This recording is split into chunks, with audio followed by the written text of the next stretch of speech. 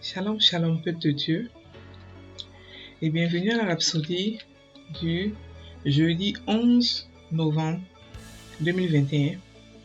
Rhapsodie écrite par le pasteur Chris Oyakilome, et la lecture vous est offerte par les vérités de l'Évangile. Le thème d'aujourd'hui est « Qui est dans votre maison ?» et le verset de 1 Corinthiens 3, verset 16, qui dit « Ne savez-vous pas que vous êtes le temple de Dieu et que l'Esprit de Dieu habite en vous ?» Le pasteur Christ dit « La volonté de Dieu est que vous marchiez dans la santé divine. Il ne vous a pas créé pour la maladie. Il a dit dans 3 Jean verset 1 à 2 « Bien-aimé, je souhaite que tu prospères à tous égards et sois en bonne santé, comme prospère l'état de ton âme.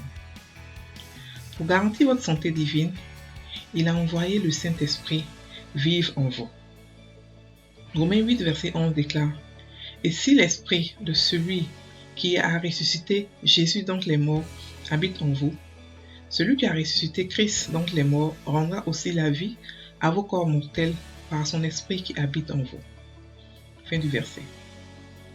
Ceci montre le résultat d'avoir le Saint-Esprit vivant en vous.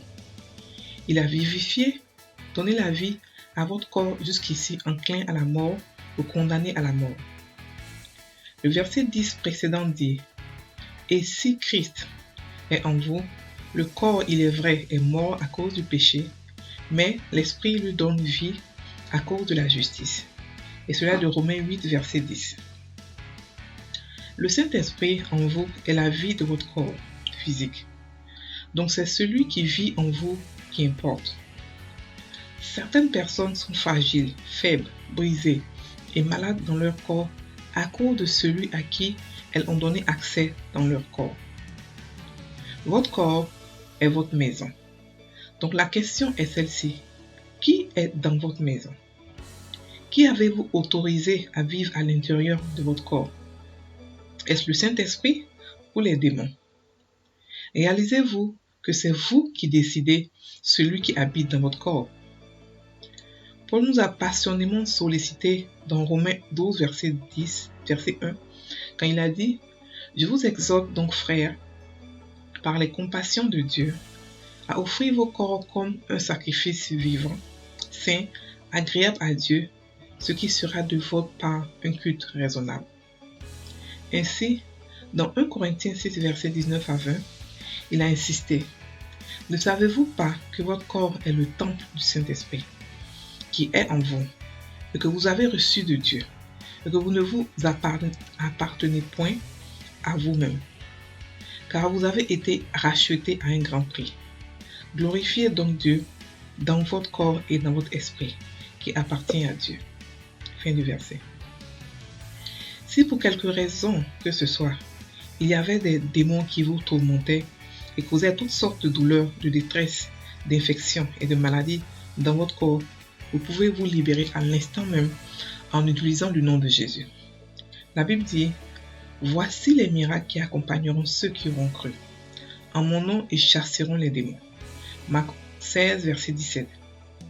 Peu importe pendant combien de temps ces esprits méchants ont pu vous troubler, ordonnez-leur de partir. Dites-leur de plier bagage avec leur maladie et de sortir de votre corps. Colossiens 1, verset 27 dit « Christ en vous, l'espérance de la gloire. » Grâce soit rendue à Dieu, votre vie est pour la gloire de Dieu. Maintenant que Christ a élu domicile en vous, vous avez la paix et l'honneur avec Dieu.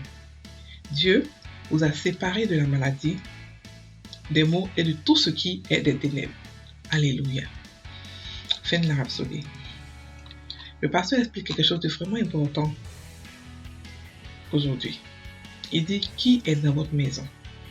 Qu'est-ce qu'il appelle la maison? On va d'abord lire le verset d'ouverture qui dit « Ne savez-vous pas que vous êtes le temple de Dieu et que l'Esprit de Dieu habite en vous ?»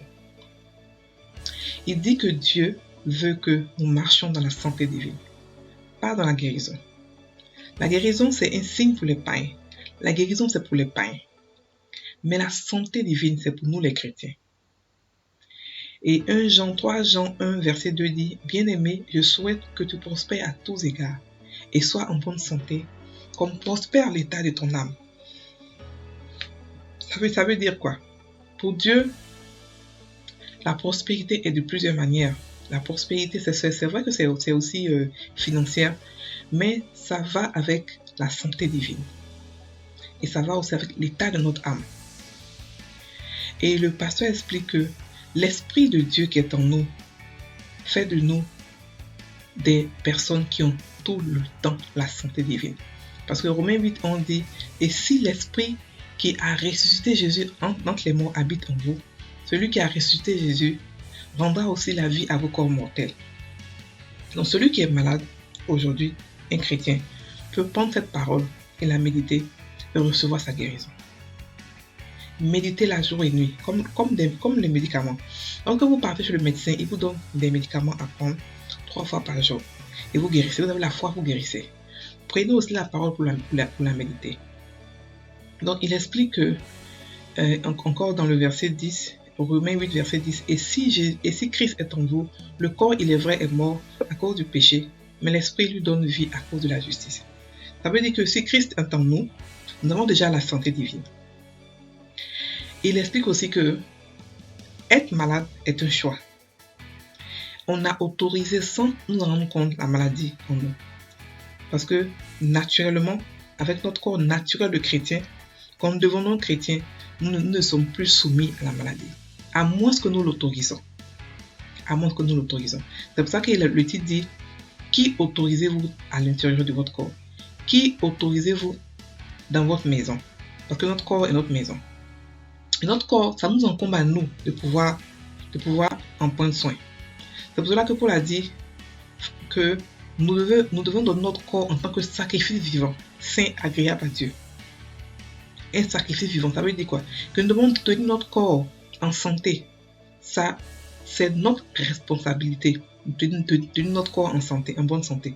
C'est pas celle de Dieu. Dieu a déjà tout fait. Il nous a donné son nom, le nom de Jésus. Il nous a donné la santé, il nous a donné son esprit, tout. Donc, Dieu ne guérit pas. Dieu a déjà guéri. La Bible dit que par ses meurtrissures, nous avons été guéris. Il a déjà guéri. Ce que nous devons faire maintenant, c'est prendre la guérison, prendre la santé divine par la foi. Croire qu'effectivement, nous ne pouvons pas tomber malade. Et quand vous êtes conscient de ça, qu'est-ce que vous pouvez faire lorsque vous êtes malade? Vous chassez la maladie de votre corps par le nom de Jésus. Chassez la maladie. Libérez-vous. Que vous le veuillez, que vous le sachiez ou non, que vous le voulez ou non, être malade est un choix. C'est-à-dire qu'avec Dieu, on a un choix pour tout. Quand vous avez une mission à accomplir et que vous tombez malade, est-ce que vous pouvez accomplir la mission? Vous ne pouvez pas l'accomplir. Et Dieu expecte, il sait que vous avez la santé divine. Donc, la maladie n'est pas une excuse qui va dire, ok, d'accord, elle était malade, mais il était malade. Non. Il va demander, qu'est-ce que tu as fait de mon nom? Tu pourrais chasser la maladie avec mon nom et puis continuer le ministère que je t'ai appelé à faire. Donc, la Bible a dit, voici les signes qui accompagneront ceux qui auront cru. Il n'a pas dit, voici les signes qui accompagneront les pasteurs ou les évangélistes. Il a dit, tout le monde, tous ceux qui ont cru, tous ceux qui sont chrétiens, ils chasseront les démons. Donc, chassez la maladie qui vous fatigue maintenant. Chassez l'oppression. Chassez n'importe quelle maladie. Votre corps, légalement, n'appartient plus à Satan, n'appartient plus à la maladie. Vous pouvez la chasser. Vous pouvez lui dire de chasser, quitter votre corps, plier bagage et de partir. Parce que vous êtes plus que vainqueur. Et vous avez vaincu par le sang de l'agneau. Vous avez la grâce de Dieu. Vous avez le pouvoir, la puissance de Dieu en vous. L'Esprit de Dieu habite en vous. Et en plus de cela, vous avez le nom de Jésus. Donc vous êtes équipé à ces pouvoirs chasser n'importe quelle maladie. Je dis bien n'importe quelle maladie. Donc chassez-la. N'ayez pas peur. Ne soyez pas effrayés. Ne soyez pas dans le doute. Chassez la maladie. Et elle va partir. Si vous ne voyez pas de résultat, continuez, insistez, allez-y, méditez la parole et revenez chasser la maladie jusqu'à ce qu'elle vous écoute parce qu'elle n'a pas le choix. Elle n'a pas le choix. Vous êtes des enfants de Dieu, vous devez être en bonne santé. C'est votre héritage en Christ. Ok, nous allons maintenant faire la confession. Je ne donne aucune place à la maladie. Ou à l'infimité dans mon corps. Le Saint-Esprit vit en moi et il me vivifie, me fortifie et me revigore pour marcher dans une parfaite santé chaque jour. Je vis triomphalement pour Dieu qui m'a séparé pour lui pour la gloire, l'excellence et la beauté. Gloire à son nom pour toujours. Amen. Frères et sœurs en Christ, passez une très bonne journée. Soyez bénis.